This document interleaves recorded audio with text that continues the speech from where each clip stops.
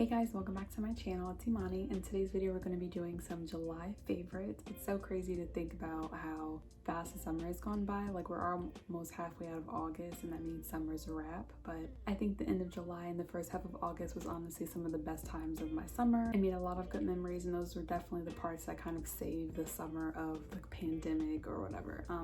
So we're gonna go ahead and hop right into it.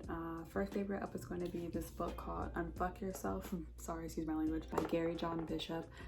This is a really popular self-help book. I know you guys are probably aware that the self-help and wellness space is growing rapidly, and there's so many different books that you can read that are gonna like inspire you and give you better tips to like cope and manage and be your best self during these times. Books like You're a Badass or Atomic Habits, just there's so many books out there, and I feel like you can always find one that's best for you. And this book is that for me. I am someone who deals with constant anxiety, who can be very pessimistic, and sometimes I struggle with thinking positive all the time. It's not how my brain is wired. Like, my brain's automatic first gear shift is like, okay, what's gonna go wrong? How do we prevent this from going wrong? Like, honestly, that's just how I think, if we're being very blunt. And I feel like sometimes when you're reading books in the self-help space, they can always paint things in like, oh, the sunshine is rainbows and everything is gonna be amazing and you're amazing. And that's just not the way my brain computes things. Those books that speak in that type of tone just feel inauthentic to me, just because my brain doesn't think that way. And I think what separates this book for itself is I feel like the author just resonates with me. The way he talks, the way he speaks about things, I feel like he's probably, to me, he seems like someone who deals with a fair share of pessimism, and just doesn't really live in that space of like everything's amazing, everything is sunshiny. I feel like his approach to things are very grounded, and he gives you the information that you need and the tools you need to better your life, better your mindset, better your thinking, and to build good thoughts. But I just like the way he delivers it a little bit more, very sarcastic. And this book is insanely popular. Like, I feel like it has over 5,000 reviews on Amazon, and I see why. Just because, to me, as someone who has read her fair share of self-help books, I feel like this is a standout because it just doesn't seem that cookie cutter. That's not to say that the information in this book is something that you can't find somewhere else, like I mentioned earlier, but it's just one that resonated the most with me. So I'm just gonna go ahead and read one of my favorite quotes from this book. And you see I have my little bookmark. And I've honestly like dog-eared a bunch of pages in this book. I've like highlighted and things like that. But let's see. So one of the quotes for the book, it says, "For all my positives out there, sorry, but we're taking this baby in another direction.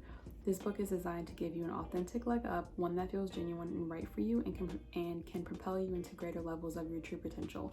And so that quote is on page 9 of the book, and once I read that, I was like, okay, bet, like, this is gonna be good, this is gonna be a game changer, this is gonna be different than all the other self-help books I've already read. It's definitely true. So if you are somebody who is, you know, dealing with whatever your issues are, if you're feeling a little low because of the pandemic, or if it's personal issues, family issues, whatever it is, I highly recommend checking that book out, because I feel like it'll definitely give you the boost that you need to without it coming from an overwhelming space. I feel like the information is very easy to receive without it feeling like you have to make all these crazy drastic changes in your life. They're very minuscule things, kind of like building blocks that, you know, you'll take and start to apply to your everyday life. But love that book, can't say enough good things about it. Super amazing, and I'm very, very glad that I took the time to read that book. The author also has some other books too that I haven't checked out yet, so if you are a fan of Unfuck Yourself, or if you've already read it, definitely check out some other books by the author, because I think he is amazing. So my next item is going to be my Nintendo Switch.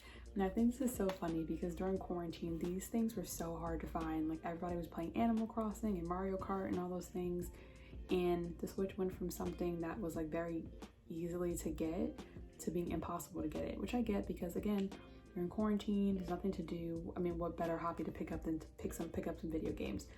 I've actually had my Switch for a couple of years. I like video games. Pokemon is my favorite. I actually got Animal Crossing and I hate it. I don't see what the hype is about. I think it's so mindless, and it's just, I just don't like it. What I get the most play out of on my Switch is Pokemon Sword. It's definitely a good hobby because it kind of helps me get away from the computer. Everything I do is on the computer. I work from home on the computer. I'm watching YouTube. I read my Kindle books on the computer. So picking up my Switch definitely helps bring a break in the monotony of my day, and it also gives my computer a much needed break. I just feel like it's a lot of fun. There's so many games you can get on the Switch, so I feel like if you're looking for a fun hobby that's not super heavy and which will, you know, bring a little bit of bright spot to your day, definitely check out the Switch. Is worth the money. Okay. So the next thing is going to be this lotion, and this is what is this by? Oh, this is the OGX Ultra Moisture Extra Creamy Coconut Miracle Oil Lotion. And damn, that's a mouthful. This stuff is so good. If we're being honest, I hate lotioning my body. Like, it feels like such a task. I know we're supposed to do it, but if we're being 100% real, I don't do it every day. Until I got this bad boy. It's so good. It's lightweight. It spreads so easy. Because have you ever gotten lotion and it takes like all this, you're like rubbing it into your skin? Like, I hate that. This makes it super easy. I can lotion my whole body in less than 5 minutes, and she gets the job done. And she's also cheap. I think she's about $5. You can get her on Amazon, Walgreens, CVS, all the usual characters, but this is a game changer, and I actually don't dread lotioning my body. Who would have thought? Not me. But okay, moving on to the next item, and that is going to be this Supergoop Unseen Sunscreen, which looks like this. Another bad habit of mine, I've never really been good with wearing sunscreen. I used to have a moisturizer that had the sunscreen in it. I have since stopped using that. So prior to me getting the Fenty Skin line, I wasn't wearing a sunscreen, so I had to actually pick this up for my trip for Vegas because I knew I'd be outside, and I feel like it was time for me to go ahead and invest in the sunscreen.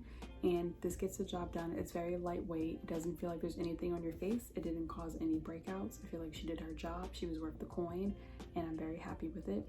I feel like now that I'm using Fenty Skin and that moisturizer has SPF in it, I feel like I would just use this on days where I was going to be like outside doing heavy activity, like going to the pool or going to the park, or any type of activity that, you know, I thought would require like an extra layer of sun protection. But I can see why people love this so much. It's a no-brainer. It has clean ingredients and it doesn't break me out, which I think is the most important thing. So we're gonna go to the next item. And the next item is gonna be my little Mejuri croissant dome earrings that I did a video on. I've actually did an unboxing on them a couple of weeks ago. They look just like this. Just like that, little mini hoop earrings that look like little croissants. Love these. They are like no-brainers. You can throw them on with anything that you wear, and they'll just make you look a little bit more put together. I wore these my whole trip in Vegas, and I feel like they're definitely worth the money. And I actually think I'm gonna go ahead and get these in the gold color just so I can just complete the collection. So that way I have a silver option or a gold option. So if you were thinking about maybe getting a Mejuri piece, I would highly recommend these. And this is a little dust bag they come in. They like a little travel dust bag, which is also a nice touch. We love fun things like that. Next item is going to be my Pandora bracelet, which comes in this little really pretty box. I actually got this for my birthday from my boyfriend, and he bought me the bracelet with this little dangly charm right here. We recently went to Vegas, and I definitely wanted to check out the Pandora store and get some more charms, and I did. I got this charm right here, and I also got these two little dividers that helps your charm stay in place and not move around the bracelet. Love this. I feel like I'm even more obsessed with my bracelet than I was before, and I'm super excited to add more charms to her.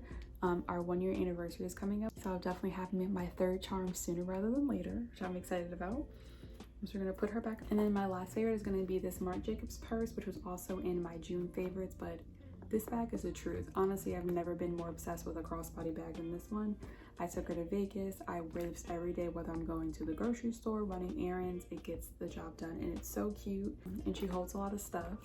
Pop her open, you can see all the stuff she can fit. It fits all the basic money, hand sanitizer, extra mask, card holder, card key, sunglasses. It all can fit in this bag. And she also doubles as a fanny pack, so if you want to have versatility, this bag is really good for that. And the price is really reasonable, under 250 bucks, which is a great deal for a Marc Jacobs bag. But yeah, guys, that's gonna wrap up my July favorite. I feel like July was a great month, and I think all my favorites I definitely got really good use out of. I hope you guys enjoyed the video. Don't forget to like, comment, and subscribe. Give this video a thumbs up, and I'll see you guys in the next one. Bye.